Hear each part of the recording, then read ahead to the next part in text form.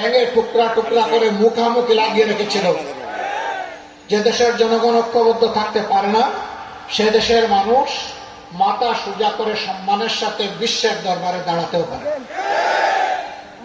স্বাধীনতার 54 বছর গেল, আর কত বছর এরকম আমাদেরকে টুকরা টুকরা করে রাখা হবে? আমাদের স্পষ্ট ঘোষণা,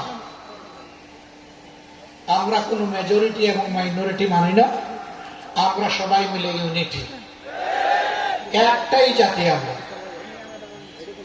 আমাদের পরিচয় আমরা বাংলাদেশ। হ্যাঁ, তারপরে অবশ্যই আমার পরিচয় থাকবে, আমি একজন মুসলমান, তিনি একজন হিন্দু, তিনি একজন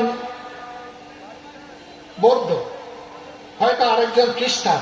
এই 4 ধর্মের বাইরে বাংলাদেশে অন্য কোনো ধর্মের লোক নেই। কিছু লোক থাকতে পারে যারা কোনো ধর্মেই বিশ্বাস করে, তাদেরকে মানুষ এইটিস্ট বা নাস্তিক হিসাবে চেনে। যাই হোক, আমরা সবাইকে নিয়ে চলার পর, কিন্তু এটাও সত্য যে কেউ যেন কারো ধর্মীয় আবেগে খুচাখুচি না করেন, সুরসুরি না দেন। এটা আমরা একেবারেই ঘৃণা করি, পছন্দ করি না। এরকম যদি কোথাও কোনো কিছু ঘটে, আমরা বলবো যে সম্প্রদায়ের মানুষ এটা করবে, প্রথম ওই সম্প্রদায়ের মানুষরা ওরে থামিয়ে দেবে।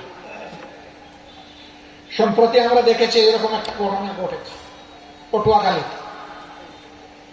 ঘটার পরে আমার হিন্দু সম্প্রদায়ের বন্ধুরা ওই ছেলেকে নিয়ে সমস্ত মানুষের সামনে হাজির হয়েছে।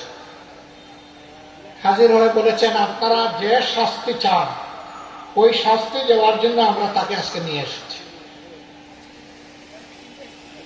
সবার পক্ষ থেকে জিজ্ঞেস করা হয়েছে সে ভুল স্বীকার করে কিনা। সে দাঁড়িয়ে কোর জুড়ে বলেছে আমার ভুল হয়ে গেছে।